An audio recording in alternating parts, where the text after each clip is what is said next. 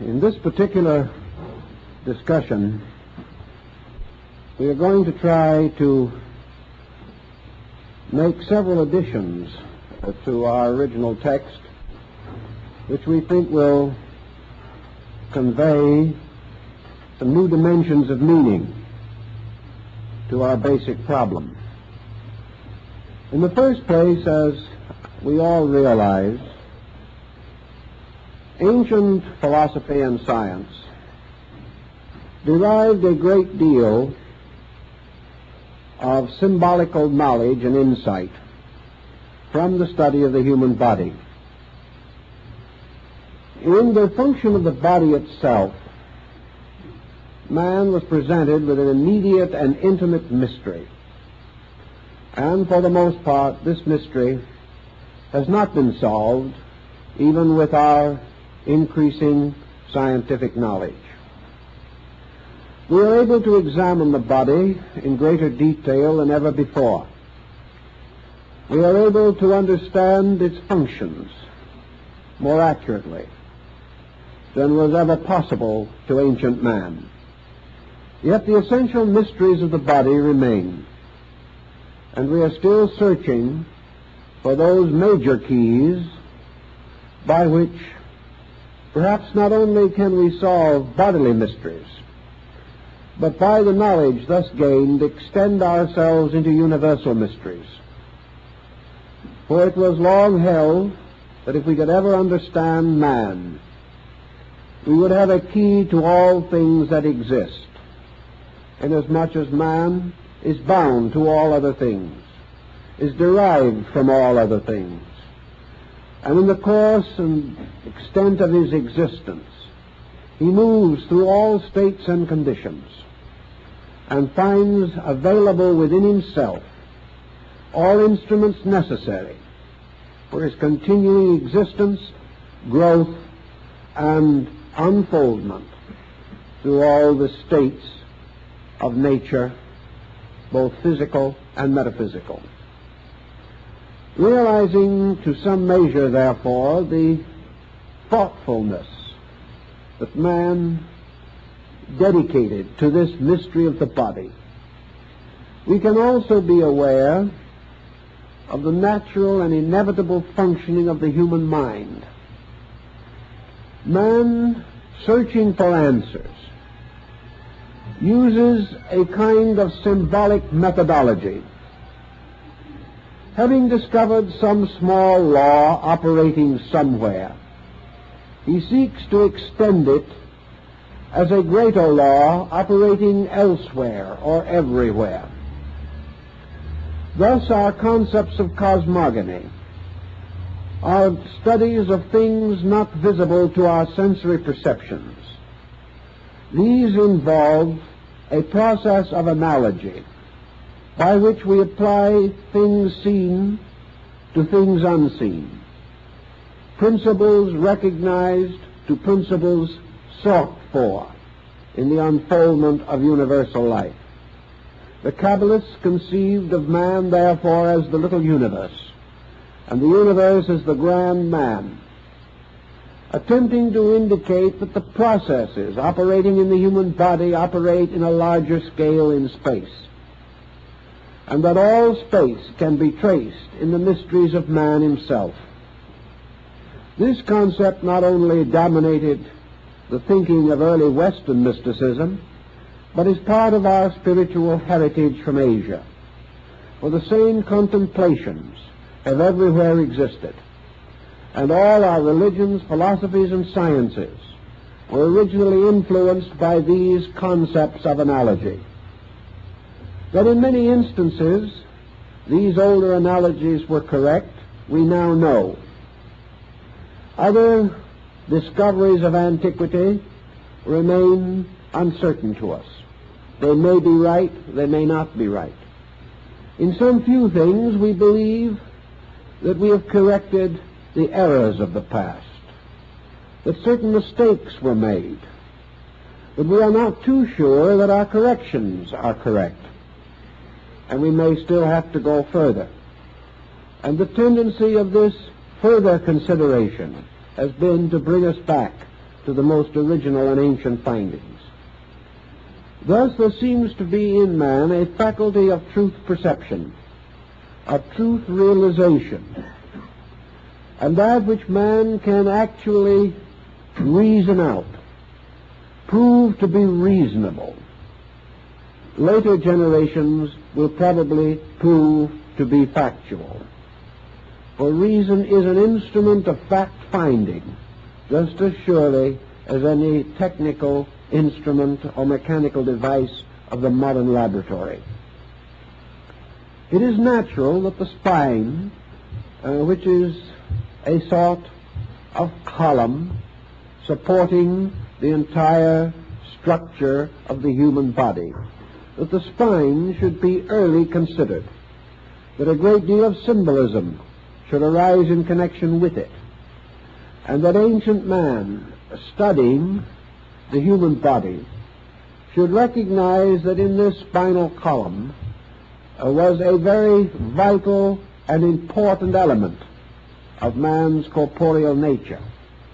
That in mysterious way this spinal column was a kind of magic wand, a rod, a staff, upon which the body was required or naturally inclined to lean. It was also that by means of which man's upright posture was assured.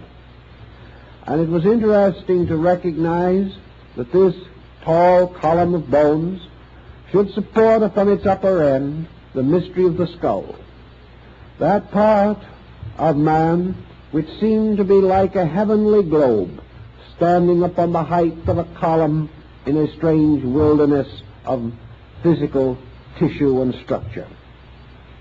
Therefore, the spine as the supporting instrument, uniting the various sections of the body, seemed to bring into some common pattern the three principal parts of the human torso, so that the body itself, with the exception of its extremities, was, so to say, held together or brought into a pattern or harmony by means of this monumental structure of bones, flexible, magnificent in its formation, serpent-like in its flexibility, and yet withal a firm and enduring support, capable of sustaining the various processes of the body with wonderful exactness, precision, and reasonable comfort.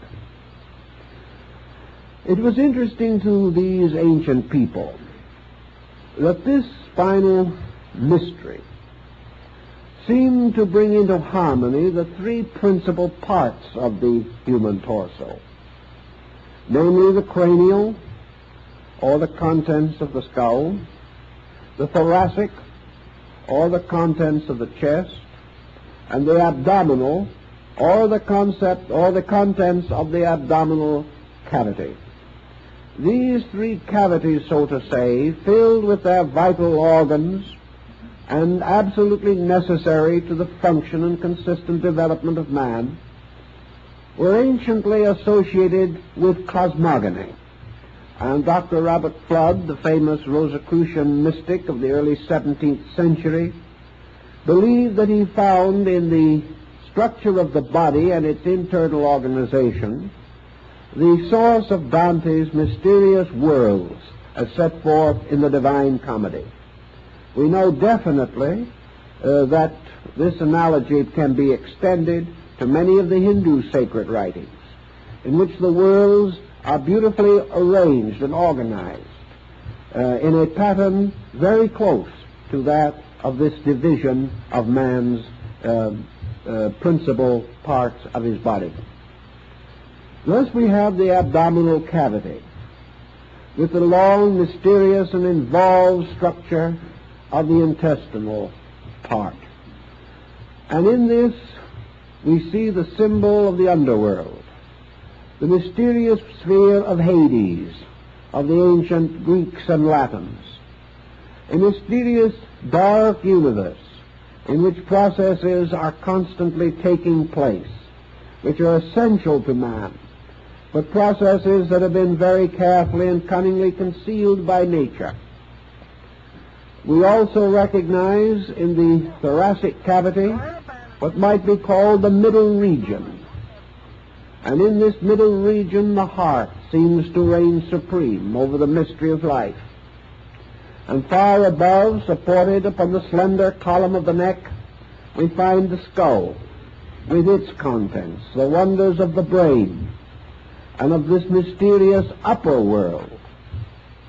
And we find in Hindu philosophy that the spinal cord seems to be essentially the Ganges River, which arises in the head of Shiva, arising in the brain, arising in the midst of all those convolutions which are called the caves of Ganga, where the rishi or the holy men sit in eternal meditation, being symbolical of the brain processes and functions.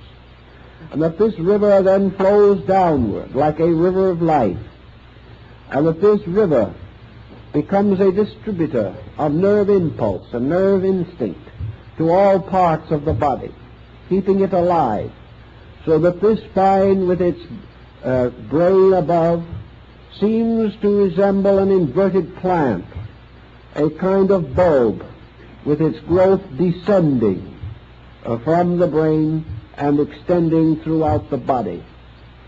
And this extension through the body, through an infinite diversity of nerve structure, seems to resemble a beautiful inverted fern-like plant with its root in heaven and its growth descending downward into earth and even into the underworld.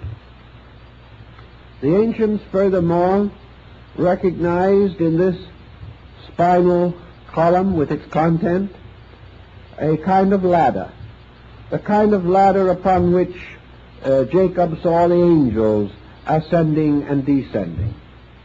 The number of its original segments, counting those which are now more or less brought together and ossified together, would be 33, which is indeed the number of years that David ruled in Jerusalem, the years of the life of Christ, and a number that has been sacred for a long time among the secret societies of Europe and America. This number 33 is a fabulous number in symbolism, and there seems to be no reason to doubt that its original significance was related to the study of the spine, for that in some way the spine became a symbolic equivalent of this number, and the principles and energies associated with the number likewise cannot be denied. In Egypt, under the name of the tape column, or the mysterious symbol of the pole or axis of things, the spine was also highly venerated. It was held that it was like a column, the roots of which were in the underworld, and the upper part extending higher to carry upon its upper end the celestial globe, the globe of the brain. And to more or less to carry on this symbol, we note that early anatomists have made constant use of the old symbolism in naming various parts of the body, and also, to a degree, various parts of the brain and spinal system. We know that they have called, for instance, the upper vertebra of the spine the Atlas, and it is this Atlas, the giant of Greek mythology, who carries the heavens upon his shoulders. This heaven world being in truth representative of the cranial sphere. Thus the ancients divided man as they divided nature into heaven, earth, and hell, into three great parts: a superior universe above, represented by the brain; an inferior universe below, represented by the abdominal cavity; and between these two, the world of mortals, or the human world, in the midst of which, upon the mighty mountain of the diaphragm, was the temple of the heart. All of these symbols we find in the Eddas and sagas of Scandinavia, in the Kalevala of Finland, in the Buddhist mysticism of China and Japan. We find it in the Greek and the Egyptian. We find it in the Brahmanic and Hindu mysteries of the world mountain. all of these different elements of symbolism seem to derive very closely from the study of the human body. Now, in the course of this study and in the development of it, the problem of the relationship of the nervous system to the great economy of life took on the greatest meaning to ancient man. The nervous system to the primitive people of the world seemed to be a kind of middle ground between the two great life-giving systems, the arterial and the venous blood systems. The arterial system was therefore regarded as supreme and held to be the first and greatest power of things. For by this system, life itself was distributed into the body. The nervous system became a kind of symbol, therefore, of the intellectual or psychic life of man. And the venous system became symbol of the mortal or physical life of man. Thus, spirit, soul, and body were represented by these systems. And of these systems, the soul or psychic body was given the area of the brain, because, as Buddhism later so well clarified, the entire mental life of man originates in a kind of intellectual complex. And the machinery for this complex, called the machine of the six senses, is localized or centered in the brain. It is therefore in the brain that the individual achieves self-consciousness. It is in the heart that he participates of universal consciousness. And it is through the venous system and its various functions of the body that he attains a certain body consciousness, which is comparatively rudimentary, but is nevertheless present in the equations of life. In the same way, psychologically speaking, man derives an authority from these areas of his own consciousness. From the heart center, he gains the concept or the authority of life. It is by virtue of this heart power that man is aware of the mystery of what he calls life, and he has associated life with this from the beginning. The brain he has associated with thought, or the mental activity, and the venous system of the body he has associated with function, or bodily structure. Man, therefore, consisting of spirit, soul, and body, or spirit, mind, and body, assigns these in a symbolic way to these three great areas of his own physical structure, which are united into one mysterious and wonderful pattern by the sovereignty of the cerebrospinal nervous system. This led in turn to a whole series of philosophical inductions and deductions, some of which are of value to us in our present thinking. Buddhism helps us in one respect, because it gives us, to a large degree, the anatomy and physiology of the nervous system. In India, it is assumed or was believed that Buddha was associated with the planet Mercury. And it is this, in turn, which primitive Western man always associated with the nervous system. The nervous system involves not only the physical sensitivity to nerve action and reaction, but it involves the entire sensory existence of man. This sensory existence of man brings into focus another interesting belief of the ancients, which we have mentioned in the book, but which I would like to enlarge upon a little more. Namely, that the entire nervous system of the body is an extension of the nervous structure of the brain itself. Therefore, that there is a mental or nervous image of the whole body in the brain. And the brain process is, first of all, achieved within a brain body, and that this in turn is extended into the physical body itself. In other words, there is an archetypal man in the brain. There is an archetypal mental being in the mind itself. And man's mental life is lived in the mind, not in the body. It is only by an extension, a series of reflexes, a process of induction, that the mental life of the individual is communicated to the body itself. The instruments by means of which this communication may be achieved are the two branches of the nervous system, the cerebral, spinal, and the autonomic. These become the instruments for the extension of man's mental life into body. But man's mental life is essentially lived in the mind. And it is in this mental life, lived in the mind, that we have the root of practically all of the individuality factors which we consider to make up Manas, the man, the thinker.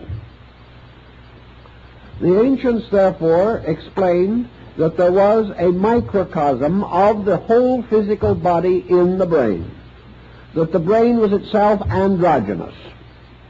That generation occurs in the process of thought just as it occurs in the process of the reproduction of bodies.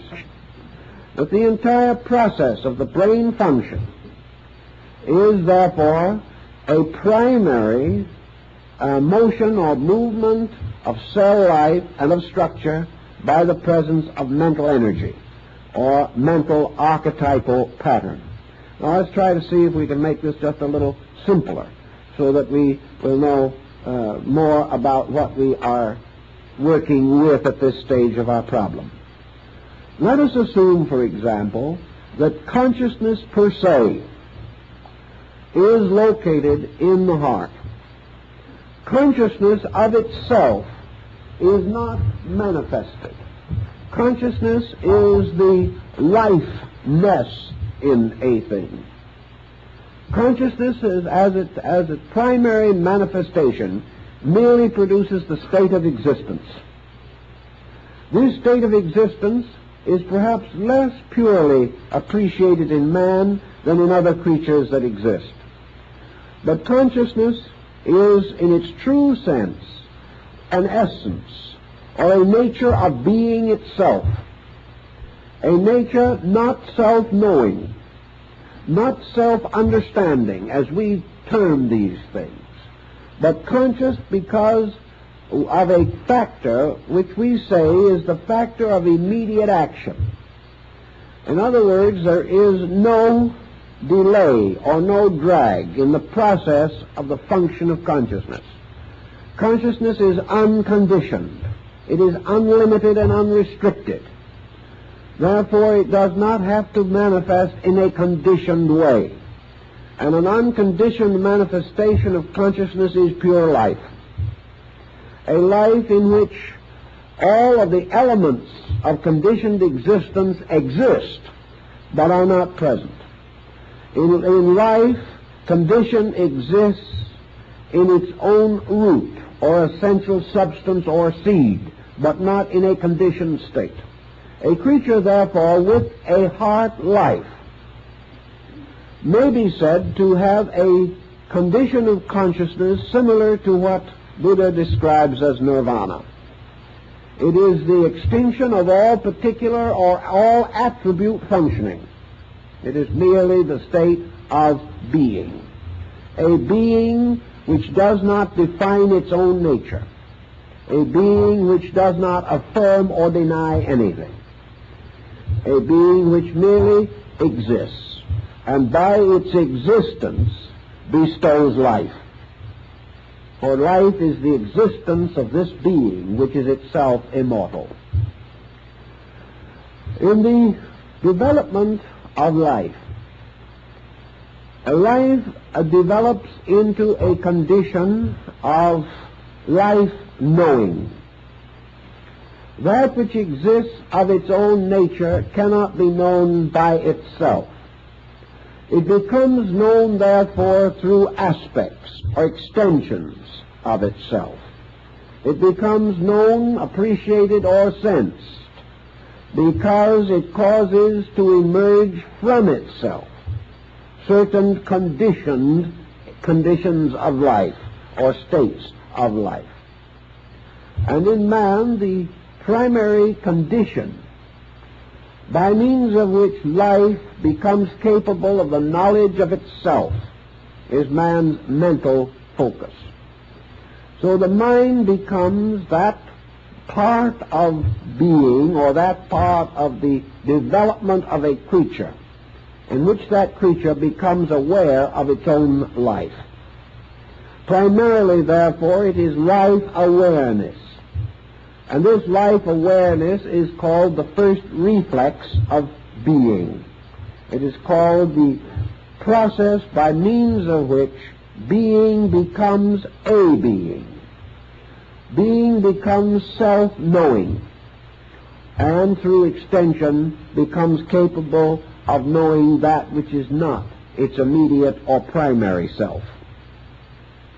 So consciousness in the sense of egoism, consciousness in the sense of self-consciousness, arises in the mental structure. And this mental structure achieves to the state of self-consciousness by a series of experiences, which are referred to in Eastern philosophy as graspings or orientations. As a person dizzy reaches out for support to something that is strong and stable, so in its confusion, mind reaches out for supports. It attains these supports by extending itself by means of the nervous system through the sensory perceptions, and it gains certain consolation or conviction material from the testimony of these perceptions. This testimony being brought back into the mind, coordinated by the mental coordinator, and thereby assembled into various types of knowledge. All these types of knowledge having as their end and purpose the discovery or experience of the nature of a selfness or a selfhood. Thus, in philosophy, we discover that it is by means of the mental process that man becomes capable of the consciousness of isolation. He becomes capable of thinking of himself as himself. And as a result of that, he can no longer think of himself as anything else but himself. And out of this conditioning comes the gradual separation of the personal from the universal. And the personal appears upon the surface of the universal.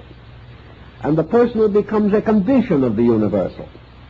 And by means of the personal, the individual again turns his attention upon the universal, gaining this mysterious ambition to understand all mysteries, to solve all problems. Now, the answer to all mysteries lies in the heart. The power to search for this answer is given by the mind, for it is the mind that discovers the mystery of the heart. It is the mind by means of which all particular things must be explored, known, or estimated.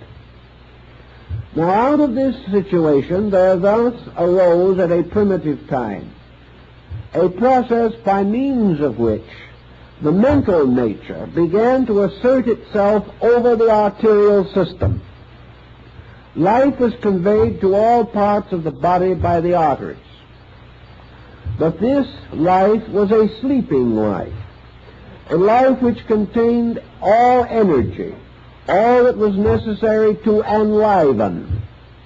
But this sleeping life did not know itself or any other thing.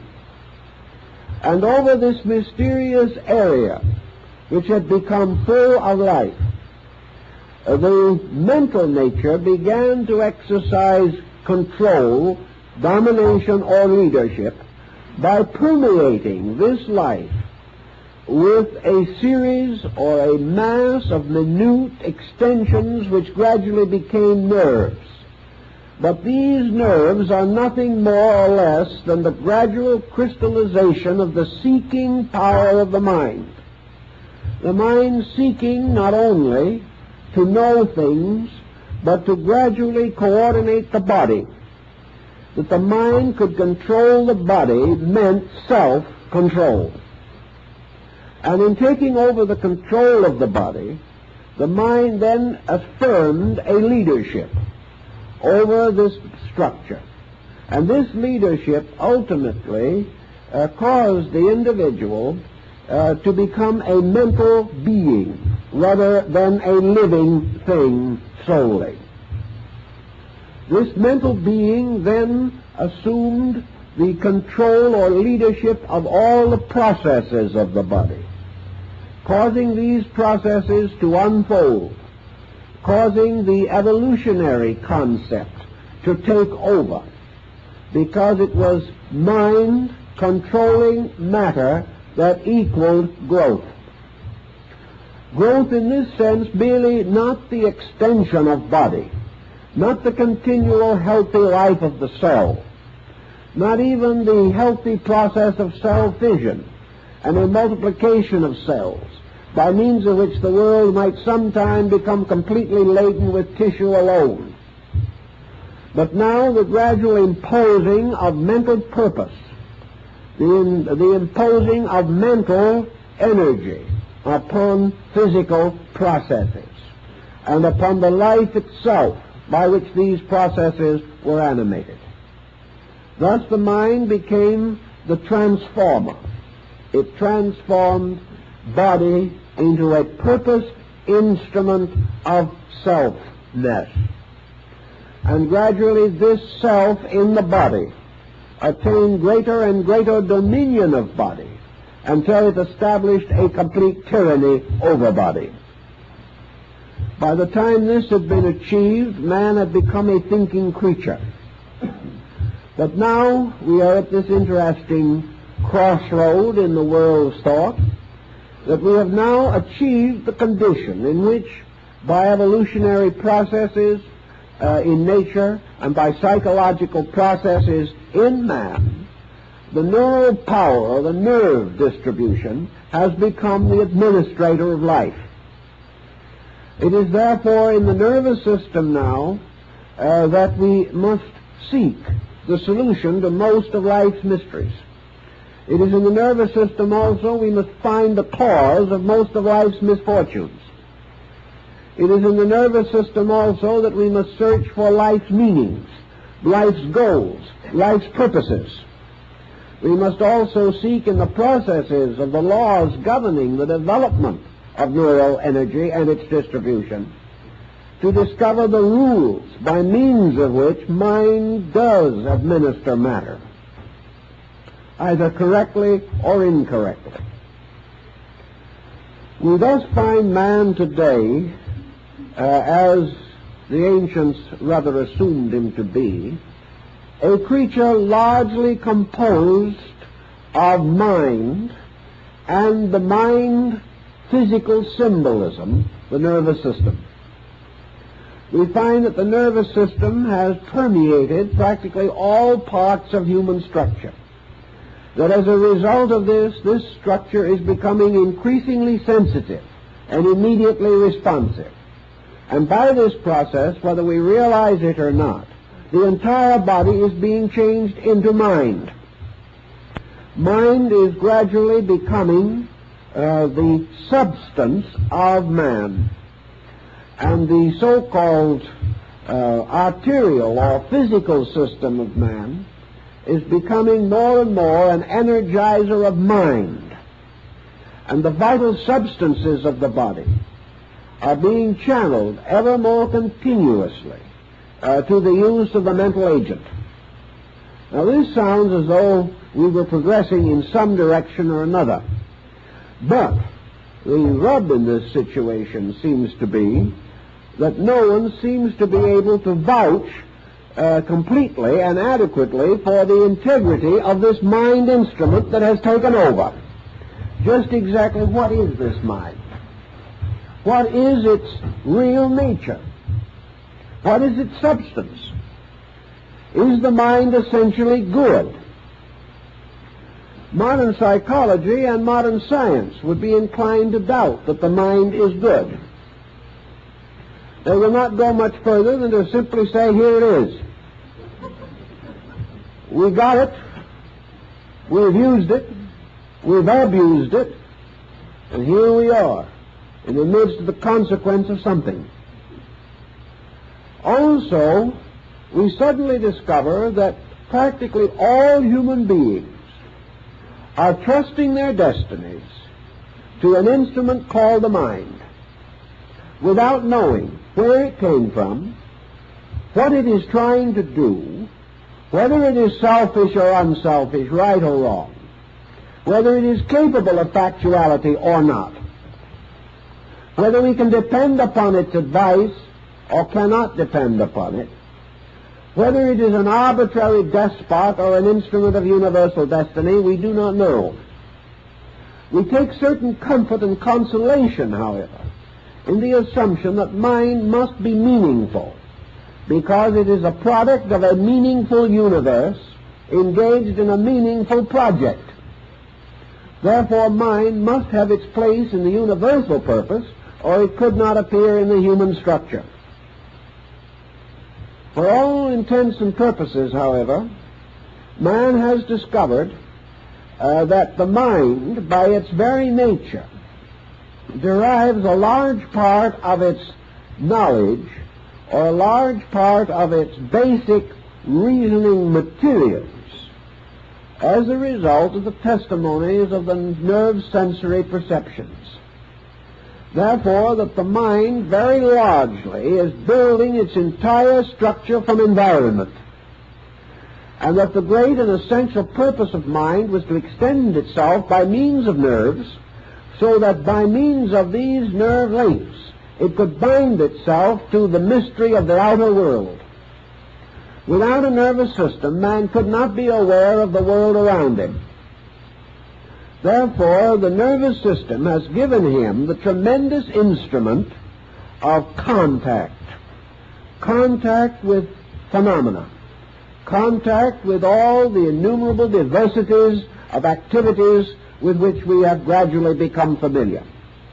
For all classifications, all orders, all systems, which have now been brought together to constitute basic texts for education, all of these structures of findings are the direct result of nerve testimony.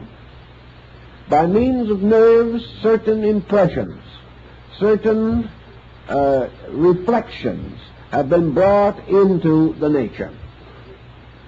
Thus, out of this entire structure of nerves, man is building a series of adjustments between the self, which is the nerve focus, and the world in which the complete organism exists. In this particular pattern of things, the heart has been reduced to one simple problem, namely that it supplies the fuel. The human heart becomes simply the energy by means of which this entire procedure is carried on. If the heart stops, the entire nervous system fails with it. If anything happens to the essential life principle in man, all of the vast superstructure of nervous reflex is destroyed. Therefore, the nervous system and the egoism in man is dependent upon the heart. This dependency, however, has not been generally recognized. And the individual, except for a few who have made certain careful studies, the individual in general affirms that the mind, being his link with his world, is his most valued possession, and that also its testimonies, right or wrong, good or bad, are inevitable, and that we should only pause long enough to be thankful for the fact that we have a mind, and should not be much concerned with what we do about it. Now, this prevailing thankfulness is also generally absent, and as a result, we are rather thoughtless people, so far as major problems are concerned. About the 2nd century of the Christian era in Asia, there arose a sect in Buddhism which was centered around what was called the Lotus Gospel.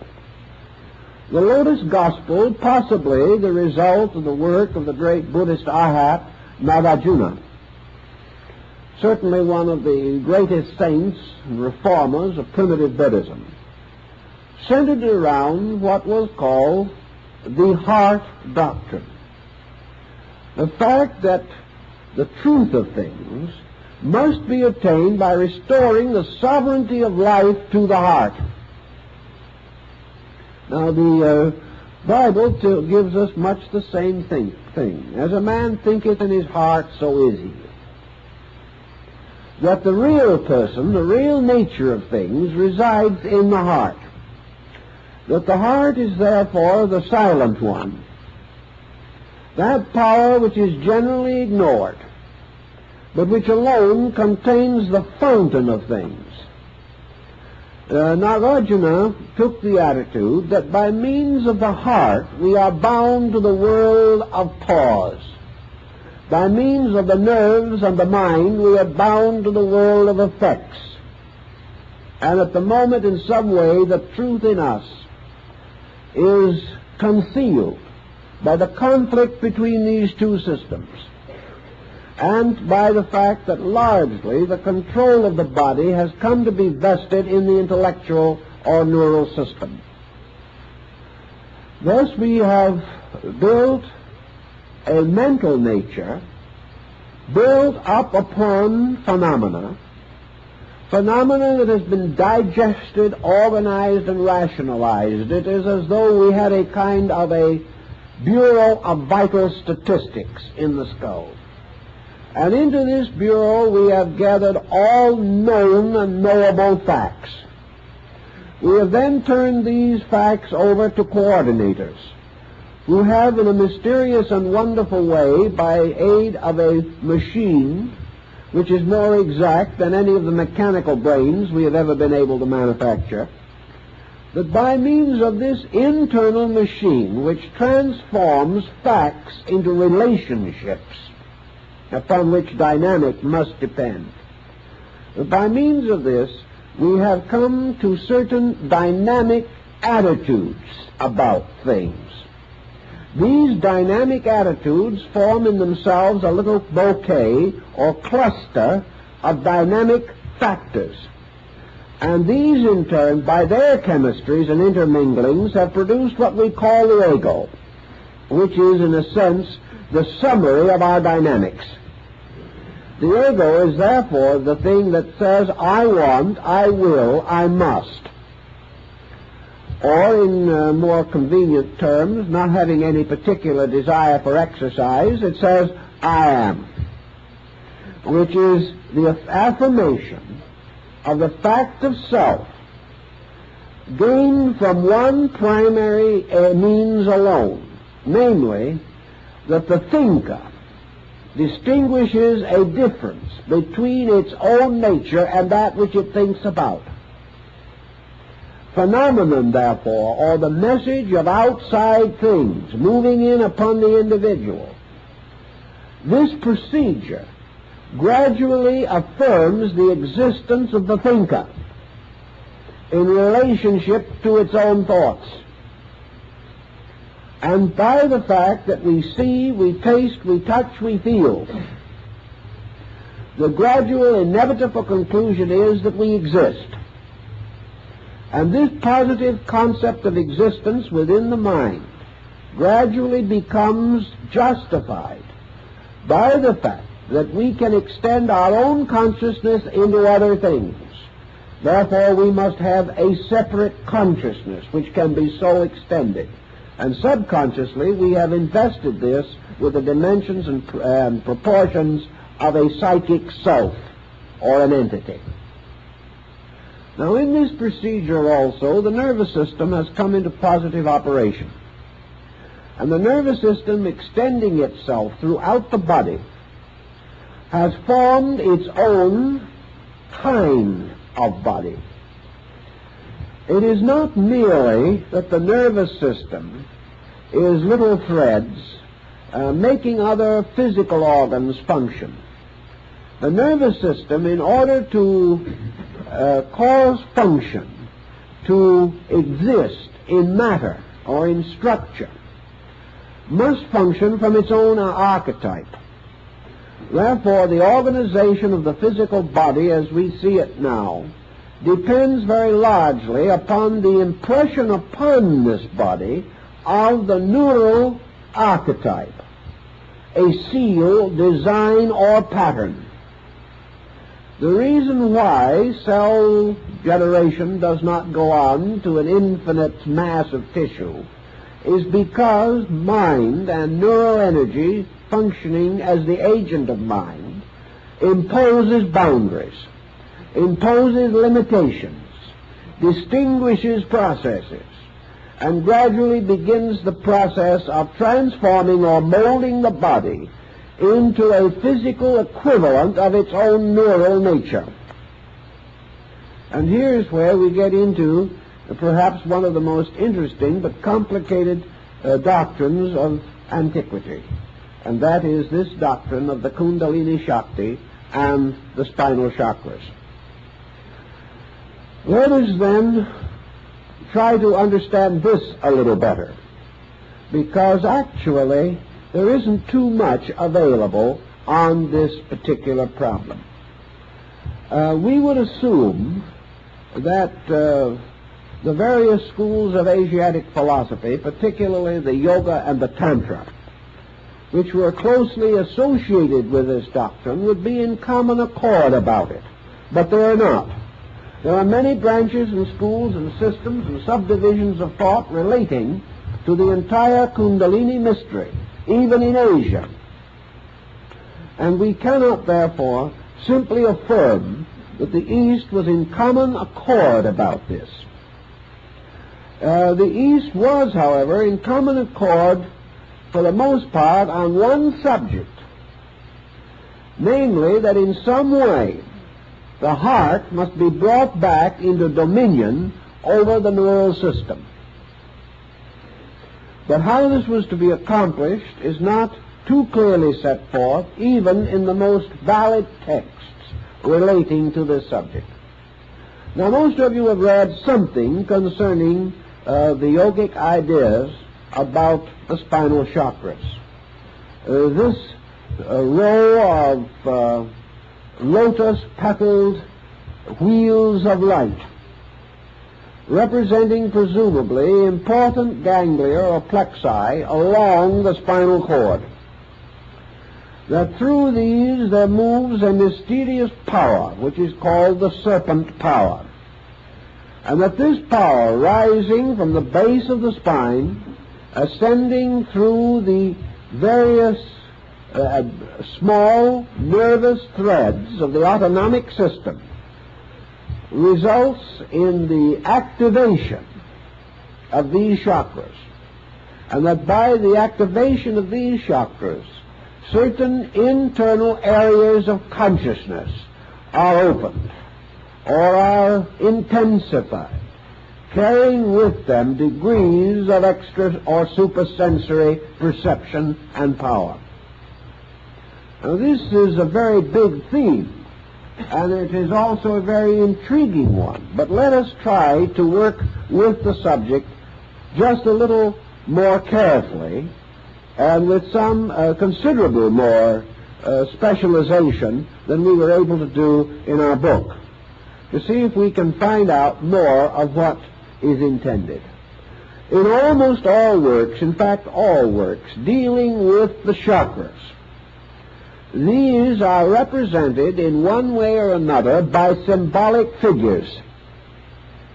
These figures are for the most part lotus form, distinguished by the number of petals. And each of these lotus forms carries within it certain other images and symbols. And on each of the lotus petals are various letters of the ancient Sanskrit, letters representing ideas, tones, energies, values of one kind or another, with which these chakras are specifically identified. There is no reasonable doubt in the world that the 7 chakras generally listed, although this number is arbitrary, there are some schools that maintain 5 and some 6, but that the number 7 should be associated with them probably has to do with ancient astronomy or a parallel thereto, inasmuch as the entire concept parallels very closely the monochord of Pythagoras, the single-stringed musical instrument, with the upper end of the string attached to the empyreum, or the sphere of the fixed stars, and the lower end of the string attached to the earth. Frets or stops were placed along the string to correspond to the orbits of the planets. And the so-called 3 inferior planets of the ancients, the Moon, Mercury, and Venus, were considered to be the lower part of this instrument. In the center, or the exact middle of the string, was placed the fret of the sun, by means of which the octave was achieved. Above the fret marking the sun's position were those of the 3 superior planets, Mars, Jupiter, and Saturn. Thus this vertical thread placed, as Pythagoras placed it, between heaven and earth, and divided by 7 frets into intervals, became very similar in its general concept with that of the chakra system. For the heart chakra of the Kala chakra system corresponds to the sun, being the 4th from above and the 4th from below, both in the Pythagorean astronomy and in the Tantric yoga. Thus the heart chakra corresponds to the sun in the solar system, and above it are 3 superior planets, so-called, and below it the 3 inferior ones. In both systems also the distribution of the planets in relationship to meaning and in the significance of the chakras, this distribution is sufficiently parallel and close so that there are no glaring inconsistencies between the astrological theory and the yogic theory. The next point, perhaps, that we will want to mention or think about is the relationship between these chakras and the seals of the Book of Revelation. The 7 seals of Revelation certainly bear a striking symbolic content, for in each case, as the seal is opened, a vision or apocalyptical experience is unfolded. It is also quite possible that we have in this the key to the ancient concept of the octave, as Pythagoras developed it in music. For we remember that he was initiated in India at Elephanta and Ellora, and was therefore acquainted with the concept of the Brahmins and other Hindu sects of his time, which for these regarded the spinal cord as the string upon the veena of Shiva, or the musical instrument of the world, and that therefore the mysterious harmony of the spheres of life and of death was played out upon this mysterious musical instrument, and the veena is still shaped very much like the skull and the spinal cord together. Also we have the 7 churches in Asia, described in the epistles of Paul. And we have a series of septenaries, the 7 days of creation, the 7 primary elements of the alchemical transmutation, the 7 metals and the 7 priceless gems. We have many different septenaries of deities, and we also realize that in the Yoga Chakra system, the deities are imposed upon these chakras to create a vast complex of interrelated symbols. Let us bear one thing in mind, however, and that is that no one has ever seen any of these chakras physically. No one has ever been able to demonstrate conclusively that the symbolic forms in which they are presented to us have actually an equivalent in any extrasensory level of our substance or nature. This does not mean that the chakras do not necessarily have a superphysical existence, but that they do not resemble the diagrammatic form with which we associate them. In other words, it is not possible for us to see these lotus flowers as lotus flowers. It is not possible for us to count their petals and find a letter of the Sanskrit alphabet on each one of them. Nor is it possible for us to look inside of one of them and find the six-pointed star, nor is look inside of another and find an elephant with a white howdah on its back. These things we do not find when we look. We cannot find these forms. We do know, however, that these forms were created for a purpose, and that this purpose was undoubtedly and inevitably that each one of these so-called chakra forms is a mandala. That is, it is a meditation wheel. The purpose of the shape of the chakra is therefore to cause it to become a symbol of meditation.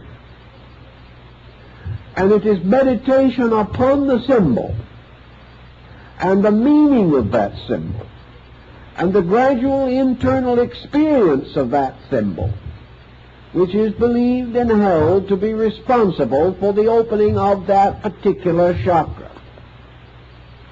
Thus, the key to the opening of the chakras consists of a series of meditations, these meditations being fixed by the ancient systems of Raja Yoga.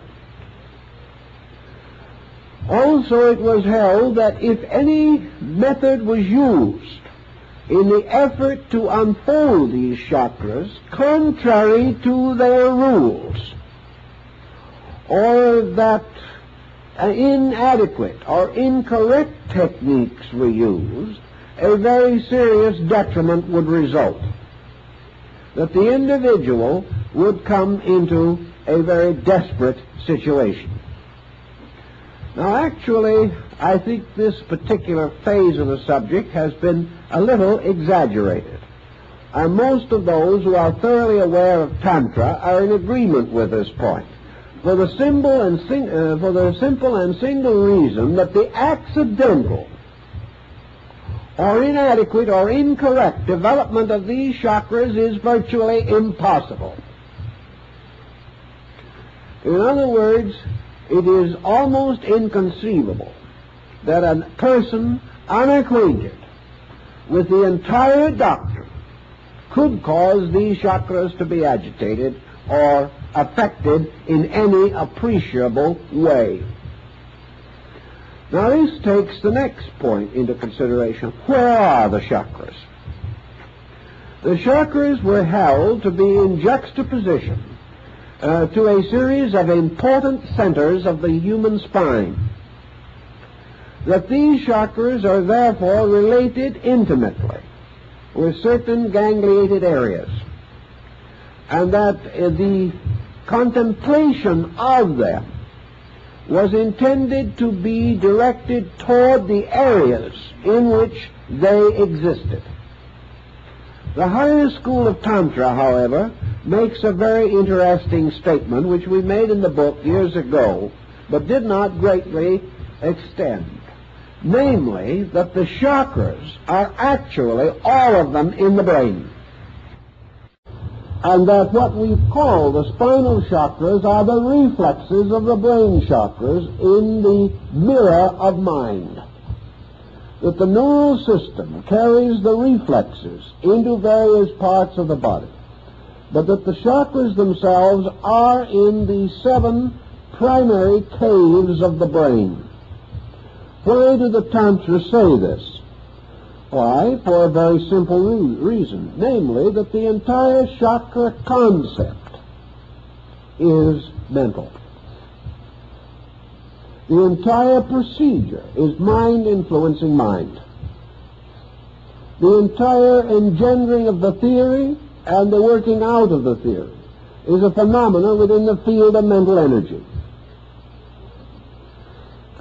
In order, therefore, we will say, to meditate upon the chakra, it must be conceived of mentally. Cannot be regarded as an organ which can be examined by persons of all beliefs. While it's a little inconvenient, perhaps, to examine your liver just as a casual procedure, still it is perfectly possible for us to know the approximate shape and size of livers by autopsy and dissection, or by the very excellent models now made in Germany and, I believe, soon to be released from Japan, bearing upon this phase of the subject. In other words, any physical structure can be explored, can be examined, its size, shape, substance, and materials estimated with reasonable accuracy. Such is not true of the chakras. The chakras can be explored only by mind, can be visualized only by mental concentration, can be known and experienced only by mental reflex. Therefore, in the chakras, you have a very rarefied group of mental organs arising within the substance of man's mental existence. And as a result of that, being subject to all conditioning that is possible to a mental structure or form in nature. Now, here is one of the problems that immediately presents itself on this basis. The mind being used for the visualization of these spinal mandala, which is what they actually are, engenders in consciousness the symbolic shape. This shape is fixed by tradition. The shape of this chakra and its content, the numerous tantric symbols included in it, symbols which are derived from the various levels of the Hindu religion and have been specialized in the yoga tantric system. These symbols are internally visualized as existing. Perhaps the beginner or the novice works from a physical chart which shows these forms, with which he becomes mentally and psychologically familiar.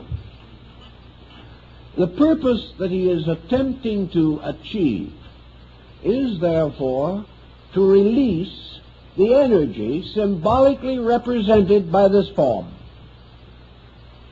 By releasing the energy, what he is actually trying to do, whether he realizes or not, is to reverse the process of mental control and restore what might be termed the pure energy, which has been blocked by mental phenomena.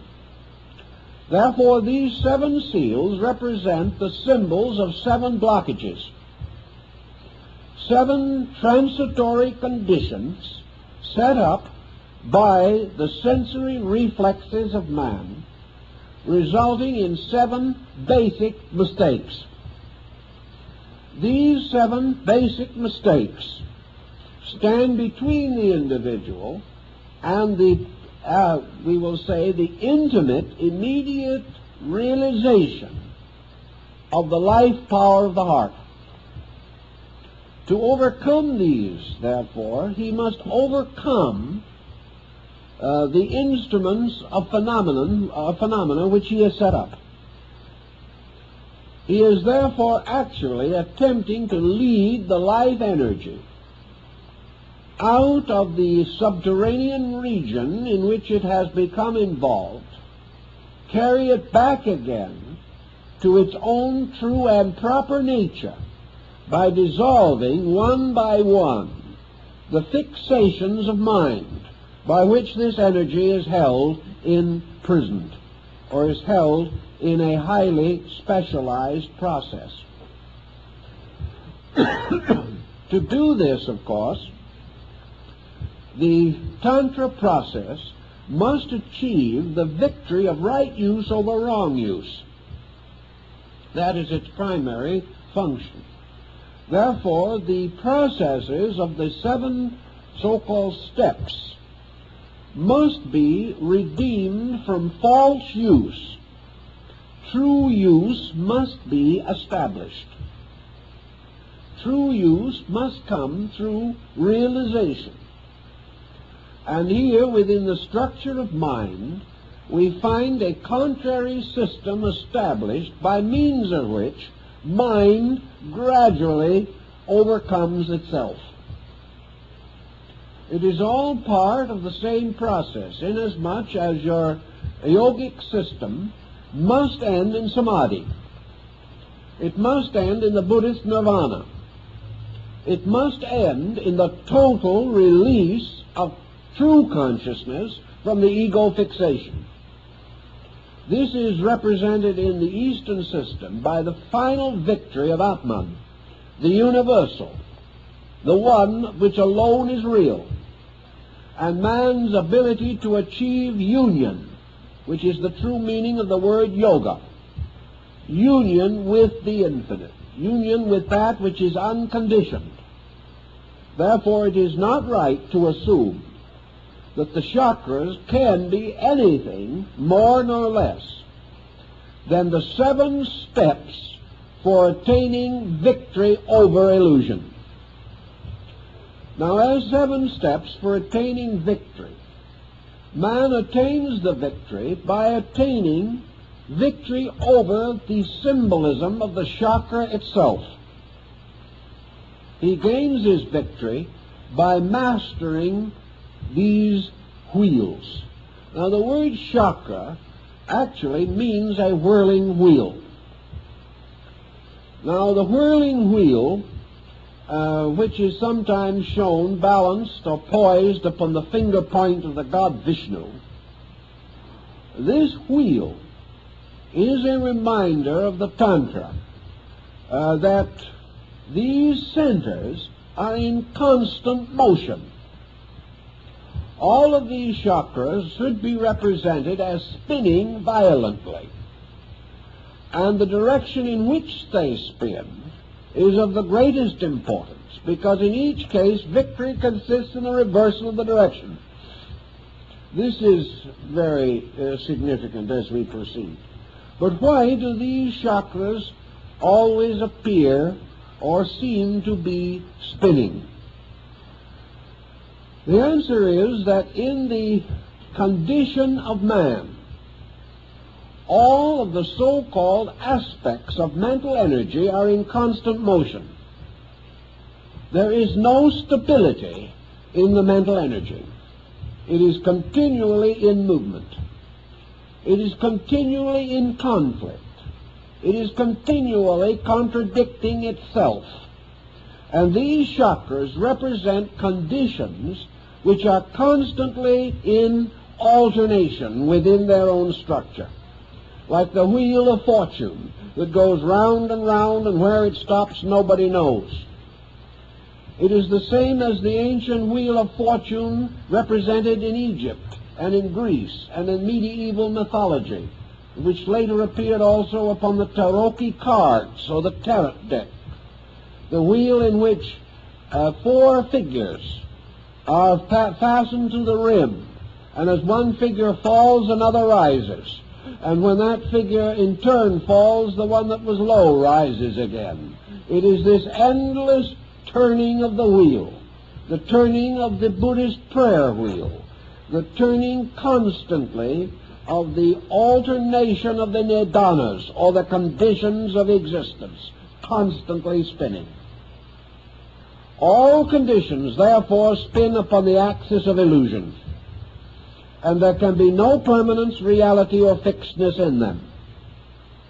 The purpose of the concept seems to lie in the fact that in the 7 states of mental existence represented by the chakras, there can be no fixedness. There can be nothing that is truly so, nothing that is inevitably not so, nothing that is finally good, nothing that is ultimately bad. These are only sequences of conditions, and the conditions themselves are what are called dependencies. Each condition is dependent upon the previous for its own existence, and that which is subsequent is dependent upon that which precedes it. Thus the wheel goes continuously, and in all of the chakra areas, the motion of the wheel was the ancient symbol of instability, that everything is movable in the universe except the axis. The mysterious, invisible center upon which the wheel turns alone is immovable.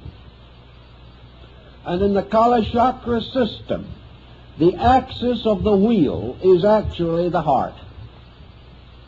The heart, therefore, becomes the axis of a wheel, and around it move the 6 conditions represented by the 6 other heavenly bodies, the 3 inferior and the superior conditions. The 3 superior conditions are the 3 states of the elevation of mental phenomena. The 3 inferior conditions are the 3 unfortunate or misery-causing states of mental phenomena, and the wheel continues to turn. For a little success, a little sorrow. For a little of gain, a little of loss. For greatness of hope, a moderation of despair. All things moving continuously upon instability. And in the midst of this, the lord of instability, the mind itself.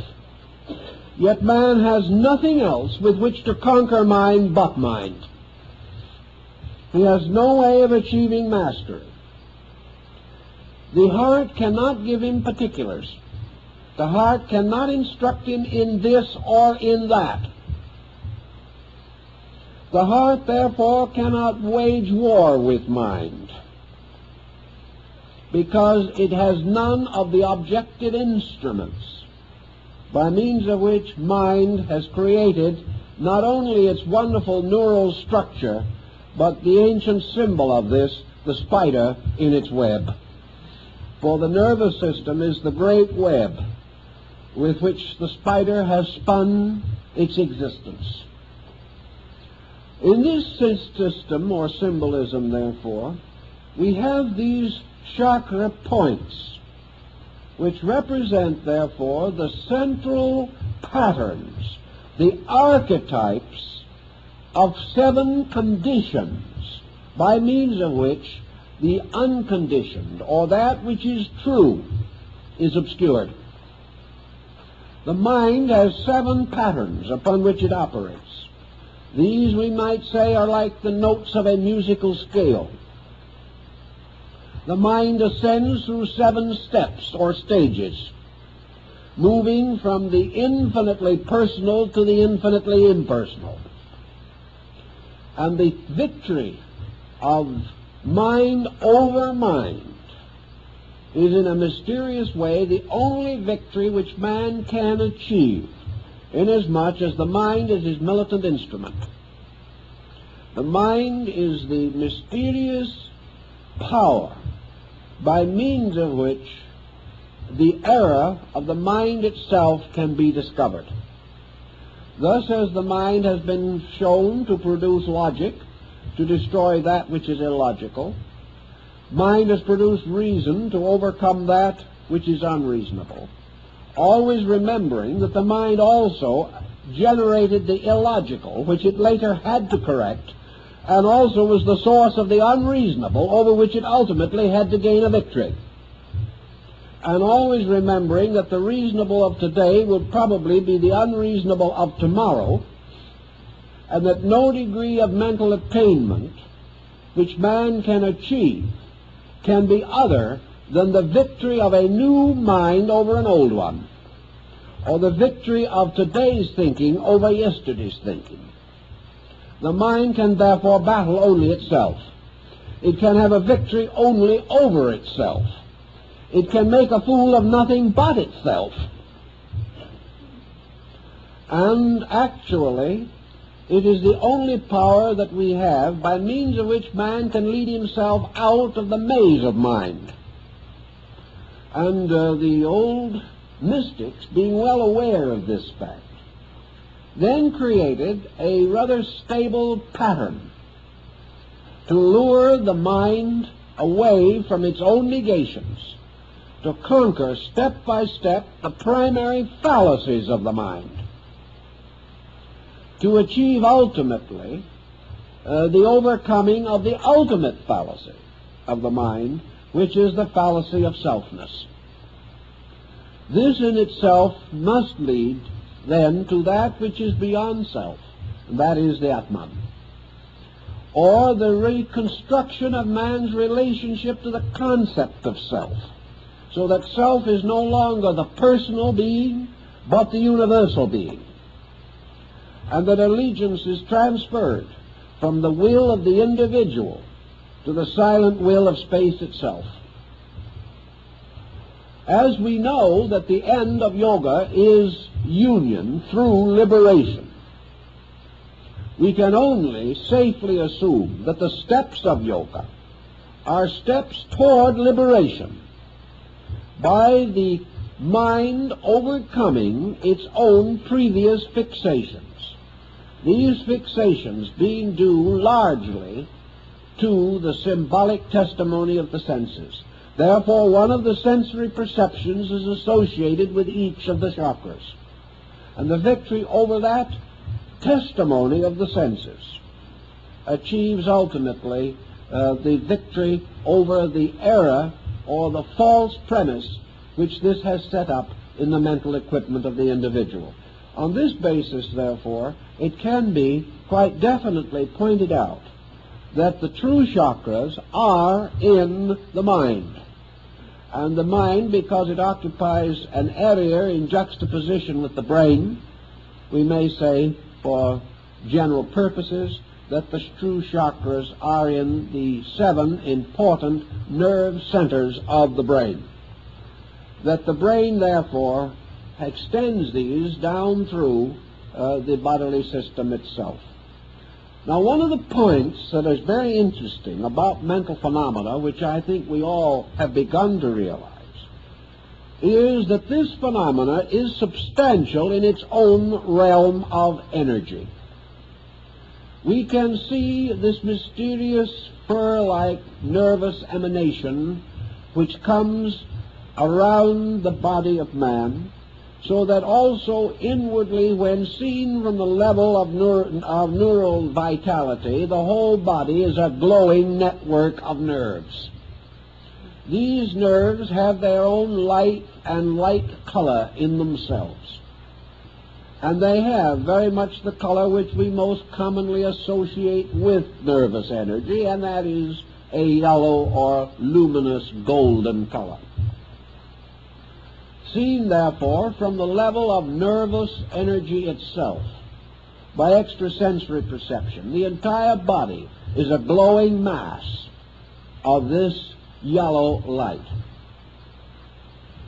Now, the sensory perceptions arose from the structure of organs. The arterial structure of organs became in turn the archetype for the neural structure of sensory perceptions. Therefore, the vital organs of the body are also associated with our nervous organs, which are the chakra centers, which correspond to the physical organs of the body. Thus, as the nervous complex develops, as the individual becomes more and more involved in the development of his highly structured nervous system, we perceive a structural development within the nervous nature itself. And we find emerging in the nerve field of the human body, when seen as luminosity, that there are these so-called 7 fountains of constantly pulsing nerve energy, and that these 7 fountains represent the principal divisions into which nerve energy can be divided. These again result in a psychological situation, because the nerve energy being septenary, the upper three parts of the septenary, constituting the higher nerve energy, we generally term today as mental energy. The lower three parts we then also consider to be nervous emotional energy.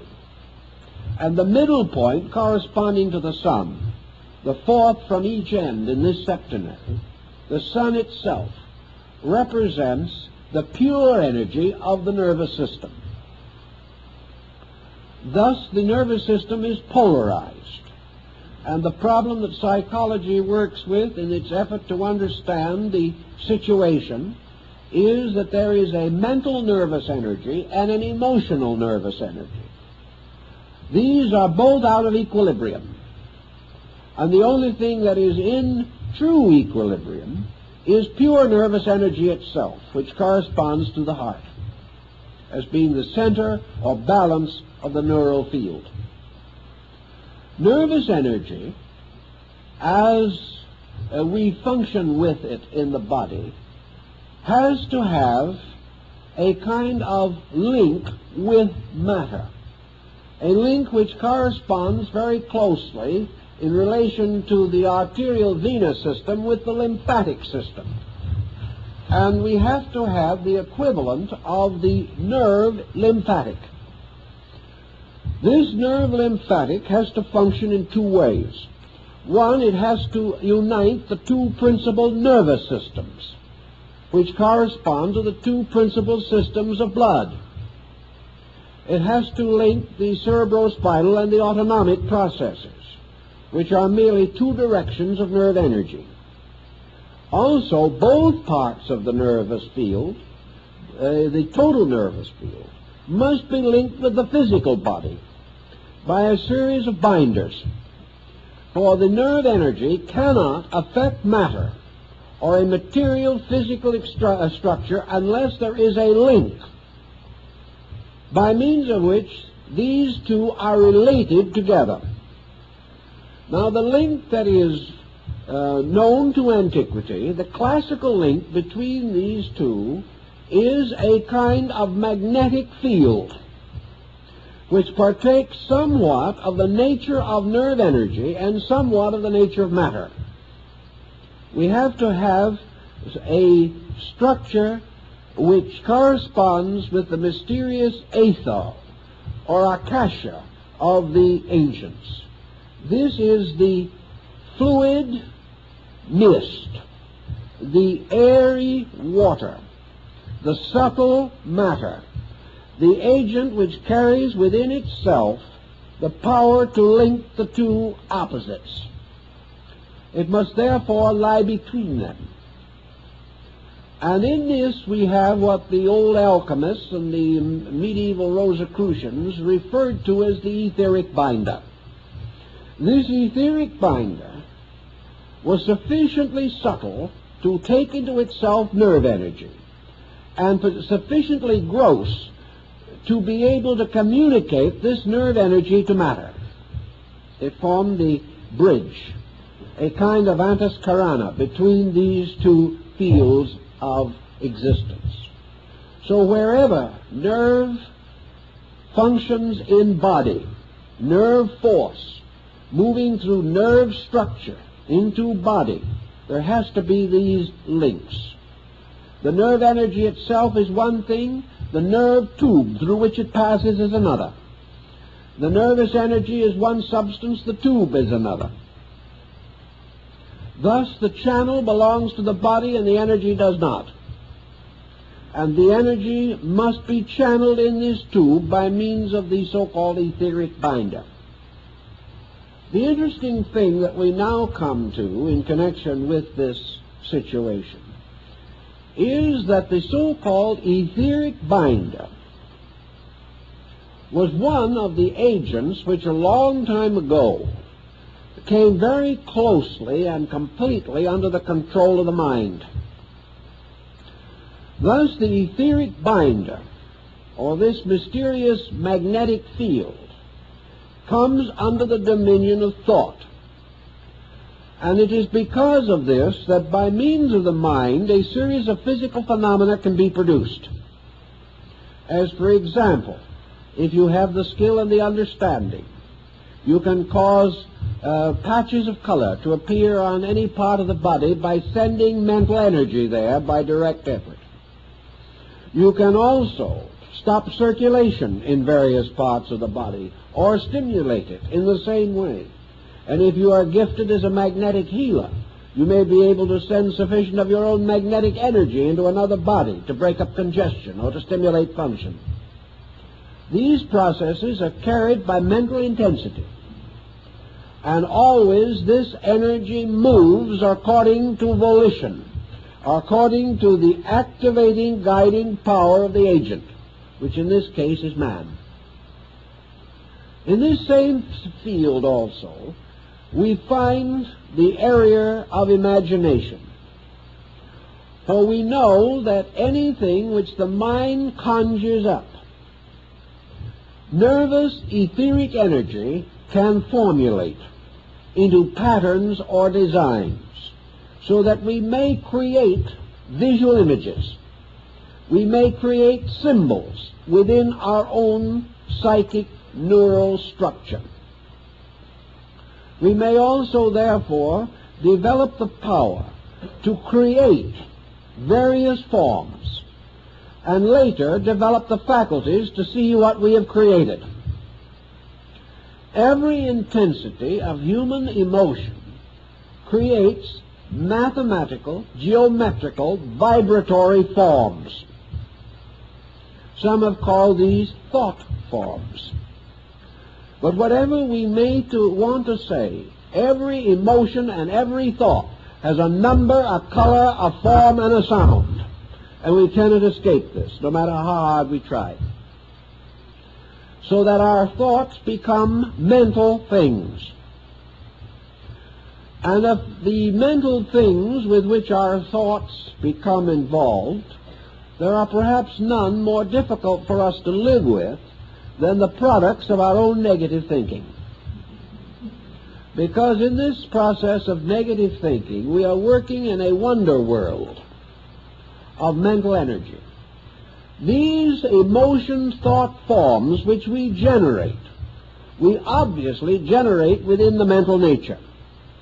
Therefore, these forms, whether they be mental or emotional thought forms, actually are generated within the mind itself. But because of our very natural processes of mind, we project them, just as the mind projects the chakras. And as a result of that, these forms, these thought entities, can be seen as something separate from ourselves, although they have no substance except in ourselves. We can project them. Just as, for example, there is a phase of psychology in which we can project an image from within the subconscious and project it objectively as a visual form, and see this image as distinct and apart from ourselves. This is one type of ghost, the ghost being a reverse perception from within ourselves, projecting itself in such a way that its image is recorded in the brain at the same time that visual image of places or a place is recorded, so that we may be standing in a room which is properly recorded and sees also standing in that room a person who is not there, because the person has been imposed within the mind upon the thing actually seen by the sensory perception. Now this, further to our purpose at the moment, simply means that if any person deeply concerned with problems such as yoga and tantra develops a certain type of mental intensification, they can cause the symbolic, diagrammatic forms of these chakras to be created in the mind.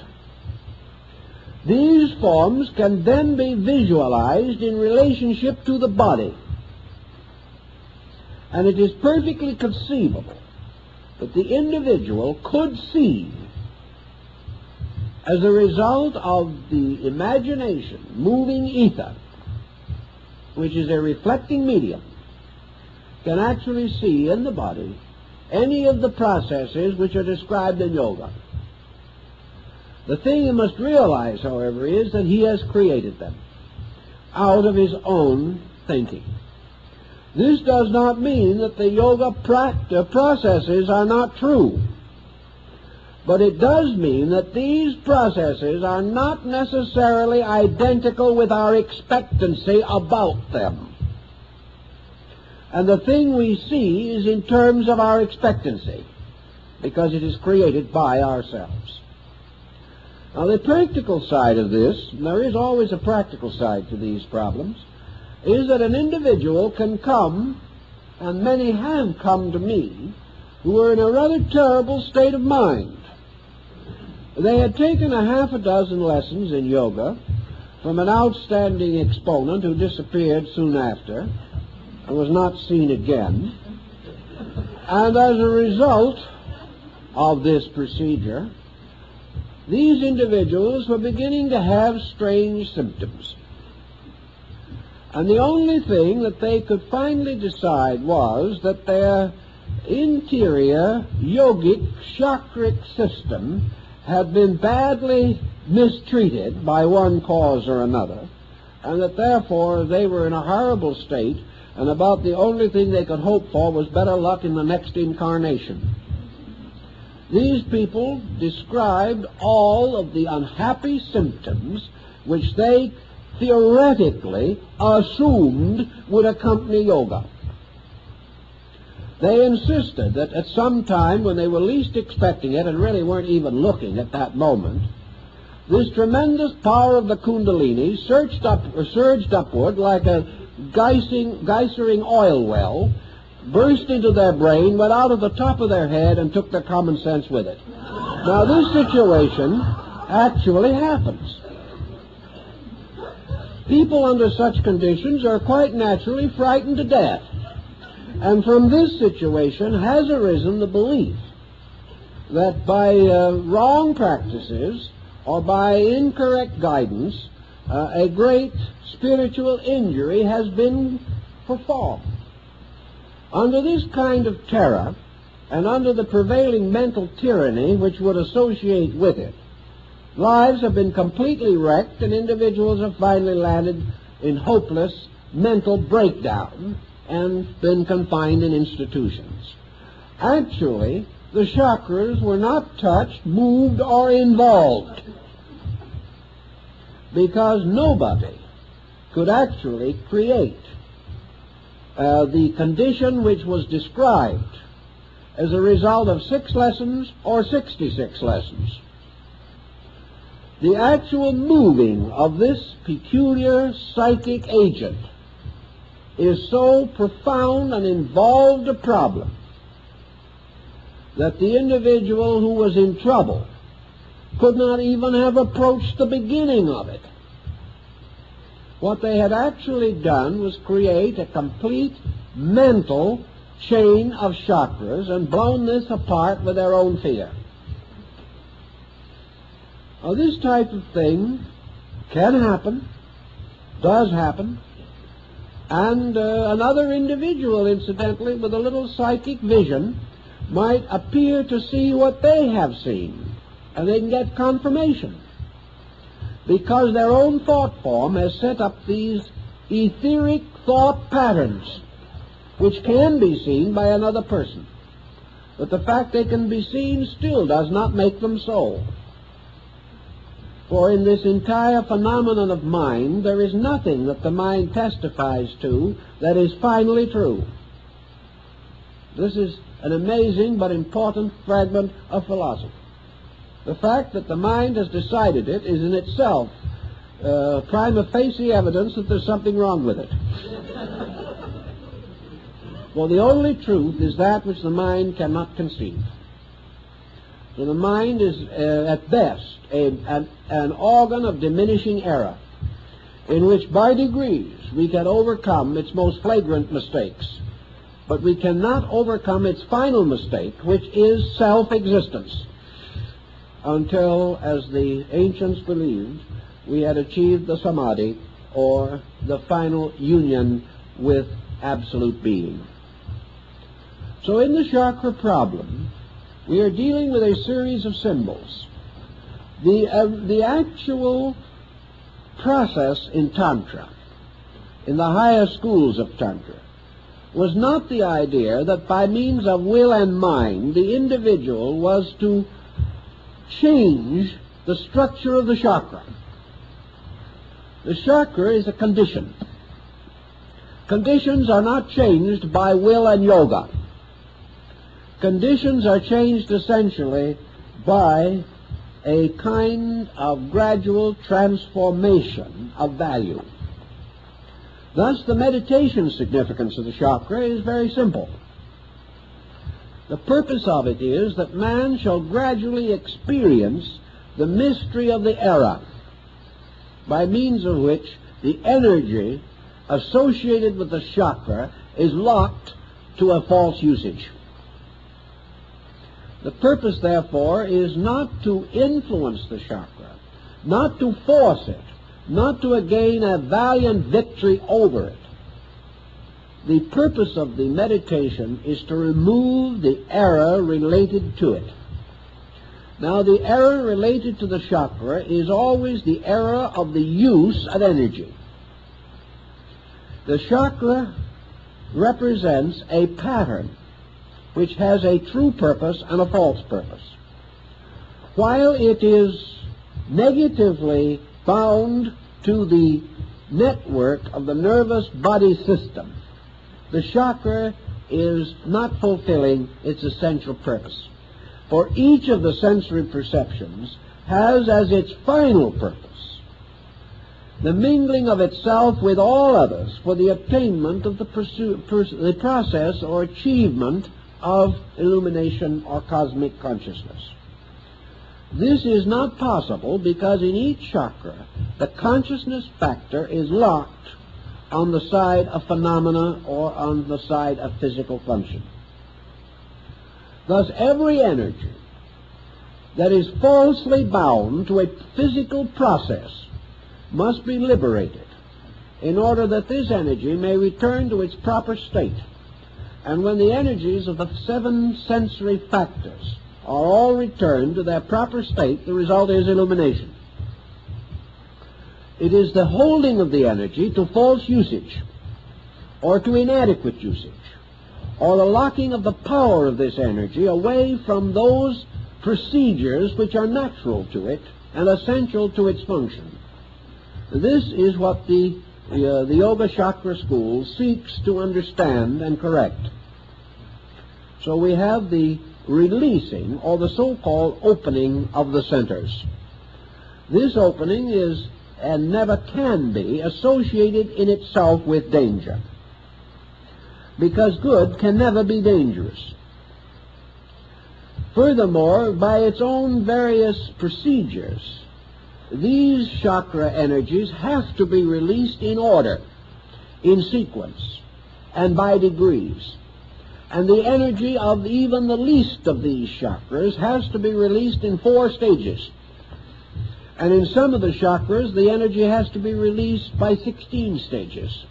In others, by 12 stages, but none less than 2 stages. And in the body itself, the number cannot be less than 4. The only one that can be less than 4 is the Ajna chakra in the forehead, which is of 2 petals only, and represents the one exception to this rule. But each of these is released by the meditation upon the meaning of the letter upon the petals. Now this has to be done by knowledge, by an actual factual awareness of facts. It is no more possible to go somewhere, sit down, and close your eyes tightly and go to work on this problem than it is to fly to the moon without mechanical help. With mechanical help we may make it. but we still will not be able to solve the mystery of the moon in the chakra, and there is one there. The answer to the situation, of course, lies in the relaxation of the uses of these energies as the individual gains equilibrium, freedom from excess. It is said that the petals open. In other words, the petals relax. Opening is relaxation. It is the assertion of the normal over the subnormal or the abnormal. In the case of man, these centers are originally represented as buds because they represent potentials of consciousness with the consciousness locked in them. By the quietude of consciousness, the Kundalini, which is the symbol in man of the ascending power of the pure volition of Atman. The Kundalini or Kundalini is therefore the tracing of the path of true growth as opposed to all apparent or seeming growth. It is the gradual rising of the pure essence of consciousness through conditions to its final unconditioned release. It is the gradual unfolding of those creative powers in man which must finally have their final victory over the mental complex of idea sensation. So the achievement consists in the same way as the various steps in all the disciplines of religion. There is almost certainly an analogy also between the idea that man had that there were originally 7 important religions, and that these religions are in turn associated with the chakras. These religions probably stem from or are responsible for the concept of the 7 churches.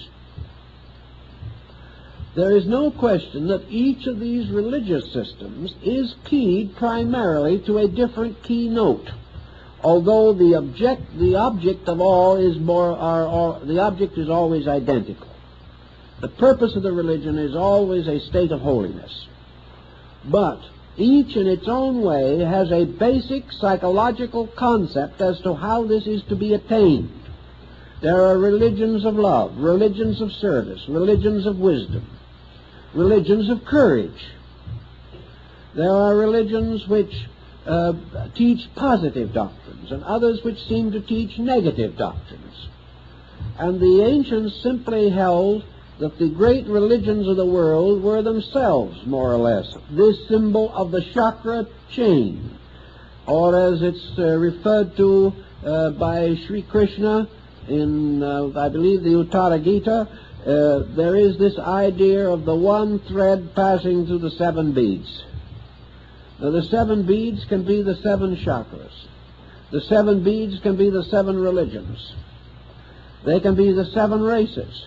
They can be the 7 continents, the 7 forms of life, the species, the genera of all things.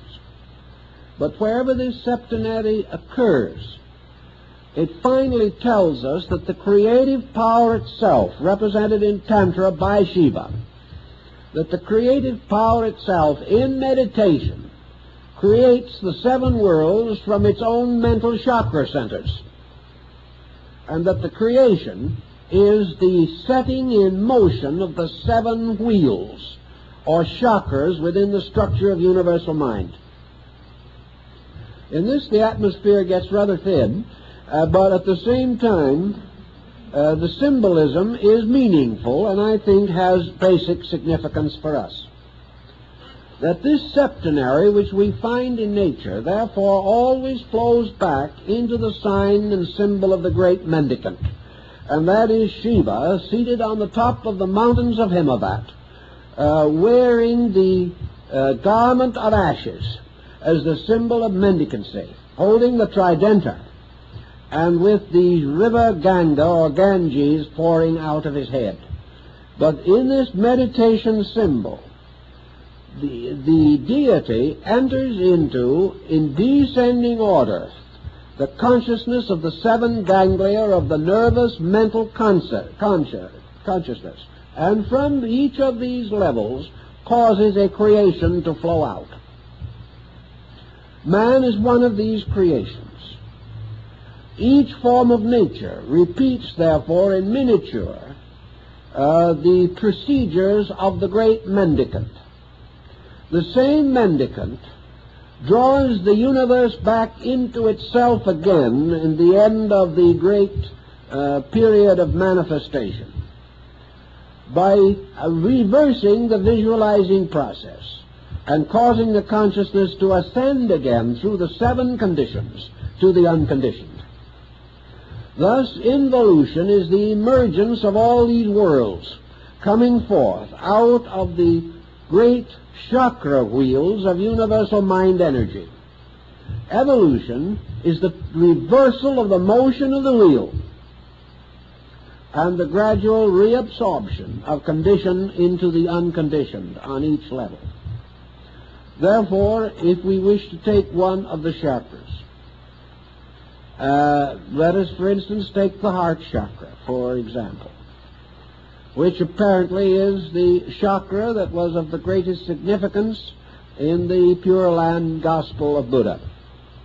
In this chakra, we have the concept, therefore, of the radiant power represented by the Buddha Amitabha, seated in the midst of this great lotus. And these deities are always lotus-throned, and these lotus thrones are the chakra in each case. But it's seated in the midst of this lotus throne, and the victory of the heart as a victorious fact over the illusion of desire, which is its negative fact.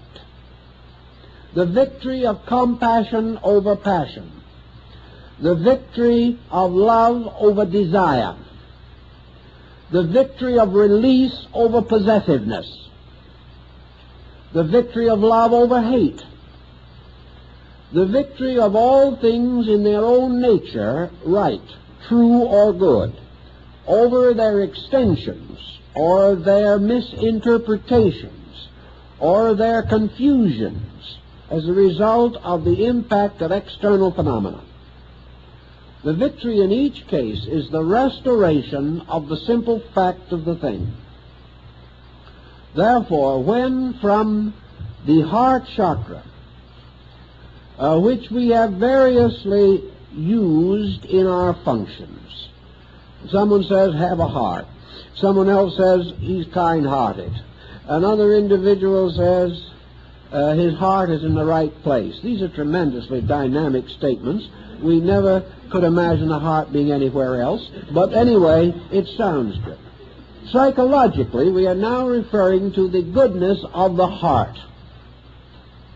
When the simple fact of the goodness of the heart achieves victory over the compromises which we make of affection, regard, friendship, in the concourse of daily life,